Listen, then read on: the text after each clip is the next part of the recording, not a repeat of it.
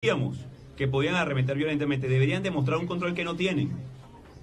Y por eso arremeten brutalmente. Por eso sueltan a algunos paramilitares para que disparen a nuestros jóvenes.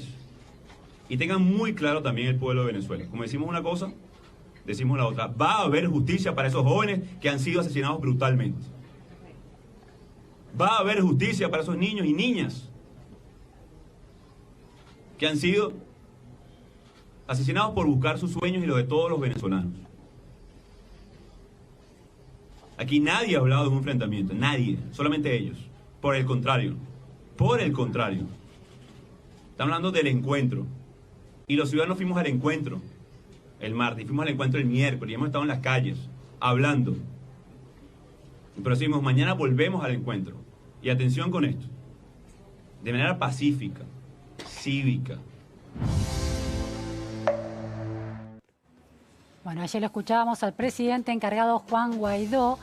Estamos ahora en una nueva entrevista para entender, bueno, el rol de las Fuerzas Armadas en un conflicto como el de Venezuela, tironeada por la voluntad de la oposición a Maduro de que finalmente se pasen a ese sector y por Maduro para que defiendan los intereses del régimen. Estamos con Juan Bataleme, que es director de la Maestría en Defensa de la Universidad del SEMA, analista internacional, especialista en temas de defensa y seguridad. Así es. Muchísimas gracias, Juan, por estar aquí. No, gracias a ustedes, gracias Luciana por la invitación. Juan, una de las lecturas más instaladas en torno a la crisis, al conflicto en Venezuela, es que se dirime domésticamente y que el factor clave son las Fuerzas Armadas. ¿Cómo ves esa hipótesis? No es una hipótesis, es real. Hoy, si uno ve desde que Guaidó se pronuncia o se autoproclama presidente, como se dice, y los movimientos que él ha hecho desde el llamado de ayuda humanitaria, siempre estuvo dirigido principalmente a tratar de dividir, de fraccionar las Fuerzas Armadas y conseguir que uno de los resortes del Estado moderno, que son las Fuerzas Armadas, en tanto y en cuanto a su protección interna y externa, se den vuelta, se alejen del régimen y pase Guaidó a tener uno de esos resortes centrales del Estado. Sin embargo, hasta este momento, tal vez lo de la Carlota fue lo más llamativo, las Fuerzas Armadas permanecen en bloque detrás de, no tanto de Maduro, sino de dos grandes referentes militares como son Diosdado Cabello y Padrino López, que ciertamente los dos son los referentes militares de los cuales en Venezuela se habla, ¿no? De alguna manera tienen más poder que Maduro.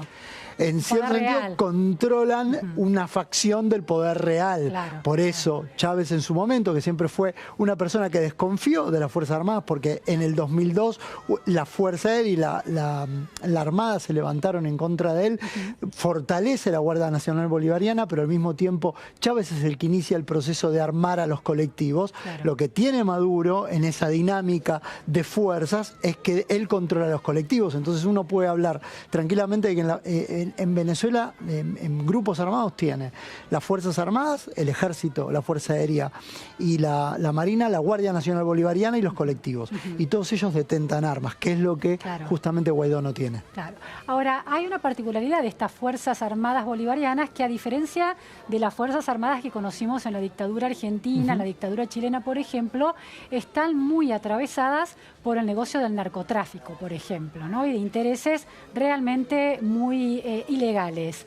Eso le da una particularidad a este conflicto. A ver, no todas las Fuerzas Armadas están atravesadas por este conflicto, ¿no? Por el narcotráfico. El negocio, exactamente. Digamos, la gran pregunta es quién, qué grupos, qué sectores dentro de las Fuerzas Armadas están. El problema es que para Diosdado Cabello y Padrino López, sí. O sea, exactamente. Ellos se los ven, son referenciados desde los Estados Unidos, en América Latina, por múltiples actores como actores necesarios para el negocio del narcotráfico en el caso de Venezuela. Ahora, no todas las Fuerzas Armadas suelen estar contaminadas. Muchos de los casos, sobre todo para abajo, suelen ser más rehenes de la situación que otras cuestiones. Ahora, el problema también ahí son los sistemas de doble control. ¿A qué te referís? Claro, básicamente la idea de que las Fuerzas Armadas al mismo tiempo tienen un control por actores que sí están relacionados con el narcotráfico y que al mismo tiempo uno le limita mucho el margen de maniobra. Ahora, en este esquema tan complejo, ¿no? De las Fuerzas Armadas tradicionales que tienen el poder represivo del Estado, como se dio en Argentina o en Chile, en las dictaduras de Argentina o de Chile, en este esquema tan peculiar que lo hermana con las dictaduras africanas, donde hay trata de personas, negocio de armas, narcotráfico.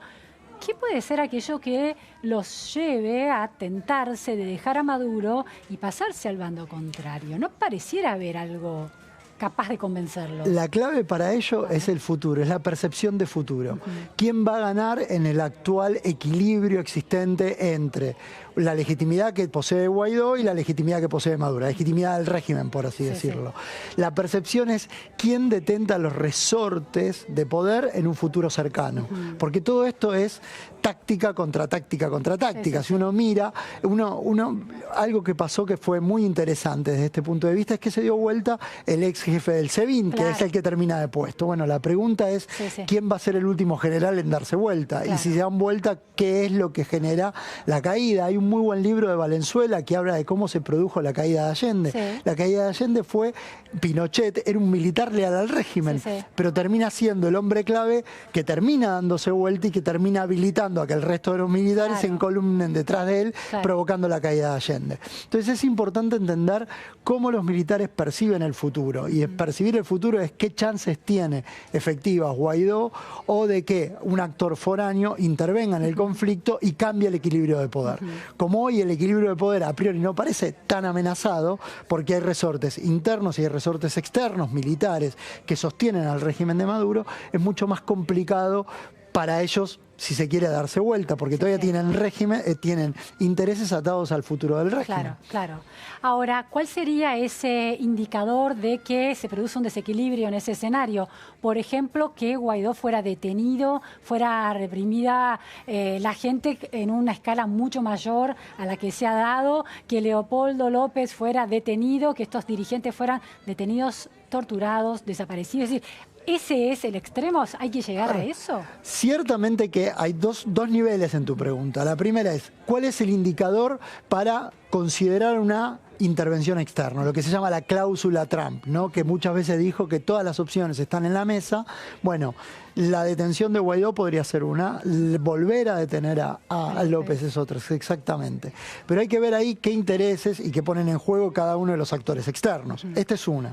Estados Unidos, que tiene también sus propias divisiones, porque Bolton, si ustedes quieren, Bolton y Elliot, exactamente, el asesor de seguridad nacional, o Elliot Abrams, que es el enviado especial para Venezuela, son mucho más halcones en sus declaraciones que el jefe del Comando Sur y el propio jefe del Estado Mayor Conjunto norteamericano, el general Danforth, ¿no?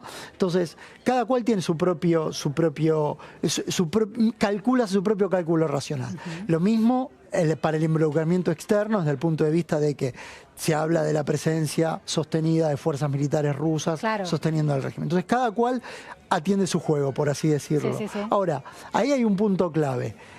Maduro tiene una dinámica de que nosotros vemos las imágenes de represión, pero su represión es muy puntual, es muy sistemática, ¿no? Va a donde quiere ir, por eso es tan importante el SEBIN en este caso, ¿no? Como podemos ver, no genera esas detenciones masivas que uno podría decir, bueno, esto se rompió. Ahora, un indicador promisorio, no necesariamente positivo, pero promisorio, es esta idea de que pueden empezar a darse vuelta los altos mandos. Por eso él siempre le habla a los altos mandos y a los cuadros medios. Entonces ahí tenemos un indicador de que la cosa podría estar cambiando. Ahora, los altos mandos, que son estos 2000 generales, nos explicaba Andrei Servin-Pont, que estuvo en esa silla sentado hace unos días, también otro especialista en seguridad en la región e internacional, que el ejército de Venezuela tiene 2000 generales, más generales de los que tienen todos los miembros de la OTAN. Sí, totalmente. Es disparatado. En un ejército de 140.000 hombres, ¿no? Si no estoy mal informada. No, está bien. Entonces digo, esos generales que se recortan del resto de la tropa y son beneficiarios de los negocios más corruptos del régimen, ¿por qué se van a dar vuelta? Por esta percepción de futuro. En este momento no tiene incentivo, pero momento. justamente si ellos perciben, o la gran mayoría, no todos, pero la gran mayoría, supone que en algún momento el régimen flaquea, ellos entienden que al momento de darse vuelta están negociando su supervivencia a futuro. Claro. Un ejemplo de la historia que nos va a permitir entender un poco qué es lo que pasa. Cuando las fuerzas norteamericanas toman Irak, efectivamente Saddam Hussein pierde el control efectivo del poder. Entonces, un grupo importante de generales se acercó a las fuerzas americanas y dijeron, nos rendimos al ejército y ayudamos a coordinar lo que va a ser la posreconstrucción de Irak. ¿Qué es lo que hizo Estados Unidos en ese momento? Dijo que no. Y generó las propias fuerzas de la coalición. Eso llevó a que los militares, al entender de que su futuro no estaba atado al futuro de la ocupación norteamericana, generaran activamente una resistencia. Por eso ahora, que esta es una de las lecciones aprendidas de la guerra de Irak, por ejemplo, es que es darles un salvoconducto a los generales, decir, bueno, ustedes son tan importantes en la reconstrucción, van a tener un rol en la reconstrucción del Venezuela que va a venir. El problema es que esa Venezuela que va a venir no llega, y a priori no parecería estar llegando. Además, en el escenario, en la comparación que haces histórica, bueno, estás hablando de una intervención norteamericana clara, que eso es lo que los actores, por lo menos de la oposición, están intentando evitar, ¿no? Ciertamente que ahí hay una división importante, porque en algún punto también están jugando con la posibilidad de una intervención militar norteamericana, porque digamos, se sabe que si interviene los Estados Unidos, ¿cómo terminaron todos los que estaban alrededor de Saddam Hussein? O presos o muertos. Claro. Digamos, esa es la consecuencia que tiene una intervención norteamericana. Entonces eso es una carta de negociación política doméstica. Claro, por eso, a favor de Guaidó. Exactamente, por eso, no por nada en su momento Mike Pompeo y Bolton dijeron había un avión preparado para sacarlos, que esta es la opción de salida y salvan la vida. Entonces, ahí también es importante entender eso, que esta es la carta que juegan. Pero Estados Unidos no tiene socios, hoy por hoy no tiene socios regionales en ese aspecto. Al contrario, la región, el Grupo Lima está frenando el Grupo Lima apuesta a una solución que trate de ser negociada, que es lo mejor para toda América Latina, ciertamente. Primero porque nosotros porque por primera vez se perdería esta lógica de zona de paz que hay en América del Sur. América Central es completamente distinto, pero en América del Sur esto lo hemos sabido tener. Y ciertamente que esto no sucede porque lo vaya a hacer Estados Unidos, sino por las consecuencias de lo que el régimen de Maduro ha hecho. Pero las consecuencias, primero sobre Colombia y Brasil, van a ser funestas, y también sobre el resto de América Latina. Sobre Colombia y Brasil. ¿Por qué sobre Colombia y Brasil? Porque son los primeros en sentir, cuando sucede una situación de guerra o de guerra civil, los vecinos son los primeros que se desplazan. En términos de exilios obligados, claro. La ONU, en el último informe de la ONU, 3 millones de personas se encuentran en situación, se han ido de la diáspora venezolana. La diáspora venezolana son 3 millones de personas. Es un número similar a lo que está sucediendo con Siria. Claro. Los efectos de Siria los siente Turquía y los sienten todos los países europeos. Esto ya está pasando, hay una crisis humanitaria que no se puede tapar con la mano. Eso se puede empeorar en lo inmediato por una intervención militar o por un efecto de una guerra civil que efectivamente nadie en la región quiere. Y parece una guerra civil que sería muy desigual. ¿no? Totalmente. El armamento está del lado de Maduro y la oposición en principio no está armándose, aunque hay algunas versiones de algunos grupos, pero no de manera sistemática ni estratégica. Exactamente, no tienen, o por lo menos ese resorte Guaidó no lo tiene. Tiene el apoyo externo, ¿no? Que siempre está jugando, pero domésticamente no tiene. Juan, las Fuerzas Armadas de Venezuela evidentemente le han sumado a un poder militar que por naturaleza lo tiene, un poder represivo. Por otro lado, un poder político, porque son parte del andamiaje político del régimen, y además un poder de negocios, poder económico a partir de los negocios con el narcotráfico o la participación que tienen en el negocio petrolero. ¿Cómo es comparativamente con la región el rol de las Fuerzas Armadas en la región? Porque parece muy diferente al caso argentino, donde las Fuerzas Armadas han quedado muy desdibujadas en el proceso de la transición democrática y de la democracia consolidada, pero muy distinto a las Fuerzas Armadas de Brasil. ¿Podrías hacernos una especie de mapa de esos roles diferentes? Hay una cuestión. En América Latina y en todo el mundo las Fuerzas Armadas tienen un rol político, pero la clave es entender qué rol político tienen. Como burocracia del Estado, como burocracia del Estado que son, tienen una función que está establecida por el Poder Constitucional. Ahora, positivamente pueden influir más o menos en las estructuras políticas. Justamente lo que vos con mucha certeza estabas señalando es la influencia que tiene, por ejemplo, las Fuerzas Armadas en el caso de Brasil, que es mucho menor a la que tienen en términos políticos en la República Argentina. Las Fuerzas Armadas discuten presupuesto, ¿sí? Y el poder político reacciona a las necesidades de Argentina. Argentina ha perdido eso, lo cual no necesariamente es una situación prudente, digamos, en algún punto uno de los mayores desafíos de cara al siglo XXI que nosotros tenemos es volver a tener unas Fuerzas Armadas integrales en términos de lo que el país necesita de cara al futuro. Juan, te propongo que vayamos a un corte, prosigamos este tema, el rol de las Fuerzas Armadas en Argentina y en el resto de América Latina, porque uno de los argumentos que sostenían algunos politólogos aquí en nuestro programa es que Argentina no puede ir a un proceso de venezualización precisamente porque las Fuerzas Armadas es políticamente débil. Lo conversamos después del corte en la repregunta Noticias a Fondo.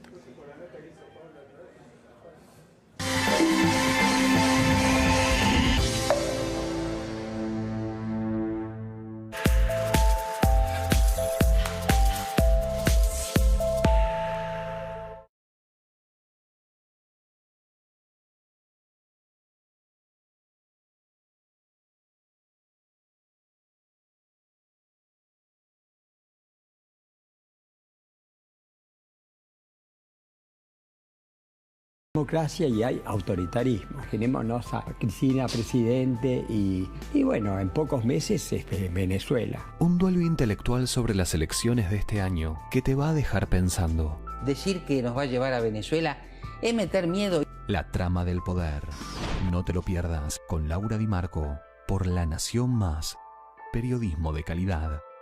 Este fin de semana Carrefour es gigante. Hasta el lunes. 3x2 en marcas de gaseosas, cervezas. 80% de descuento en la segunda unidad en marcas de fideos secos, galletitas, alimentos congelados, yogures y más. Y con Mi Carrefour en marcas elegidas de jabón para la ropa, shampoo, desodorantes corporales y más. Y muchas promos más en carrefour.com.ar.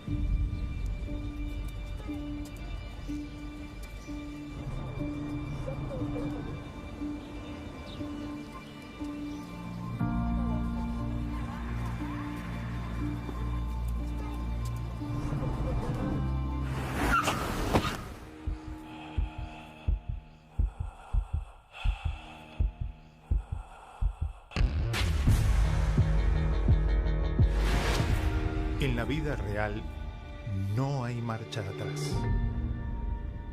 Dale al peatón su prioridad.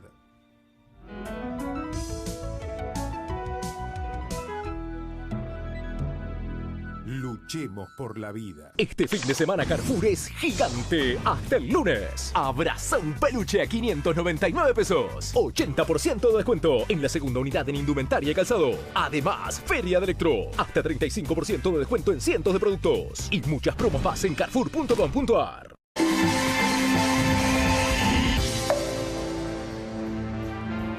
Del peso clave de capas superpuestas de sentido que tienen las Fuerzas Armadas en Venezuela, a las Fuerzas Armadas en la región y en el caso de Argentina, con una pérdida de poder en muchos sentidos, pero que no necesariamente es bueno. Estamos con Juan Bataleme, difícil ese apellido, intentando entender este rol. Yo te planteaba la venezualización, dicen algunos politólogos, no se daría en Argentina porque el peso de las Fuerzas Armadas es muy menor. Eso es cierto, como bien señalábamos antes, es cierto que en este momento ese escenario no puede pasar, pero hay algo que es importante. Las Fuerzas Armadas son lo que el poder político quiere que sean. Y el poder político puede mal conducir un proceso. Lo interesante de la democracia argentina es que ha sabido conducir lo que es el proceso de despolitización y desideologización de las Fuerzas Armadas que tuvimos en etapas previas, en etapas de la Guerra Fría. Y supimos cómo controlarlas, ¿no? En términos de el Congreso, de los ascensos, de trabajar. Ahora, lo que hemos visto en Venezuela es el mal uso del poder político de las Fuerzas Armadas. Claro. Porque en algún momento los intereses espurios de la política se pueden aliar a los intereses de los militares, y los militares, ante todo, más allá de las instituciones, también son hombres, ¿no? Claro, claro. Y no hay nada más fácil que desviar a un hombre.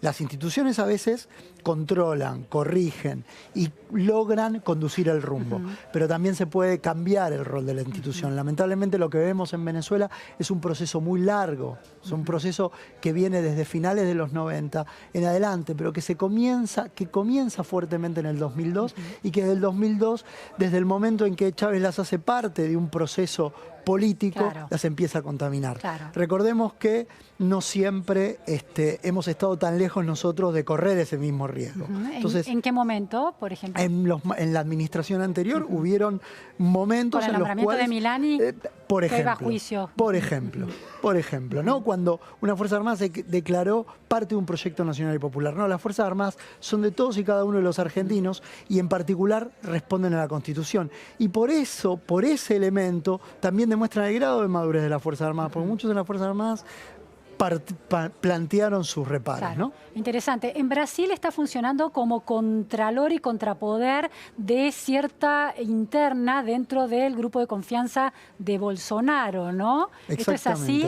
Así es, y a ver, algunos sectores de Bolsonaro plantean, por ejemplo, el hecho de que actuar más activamente en el caso de Venezuela. El problema es que actuar más activamente en algún punto puede involucrar el despliegue de Fuerzas Armadas. Los propios brasileños dicen, este no es el tipo de operaciones que nosotros hacemos, no es para lo que nosotros estamos preparados, a priori esto no es una situación en la cual nosotros querramos participar, a menos que sea una misión de paz, que es otra cosa completamente distinta, y permiten establecer y balancear. Pero no están jugando también políticamente dentro del Poder Ejecutivo. Están los hijos de Bolsonaro, su asesor, que vive en Estados Unidos, y el ala más de las Fuerzas Armadas, que es parte de la gestión de Bolsonaro, está intentando un gobierno más racional.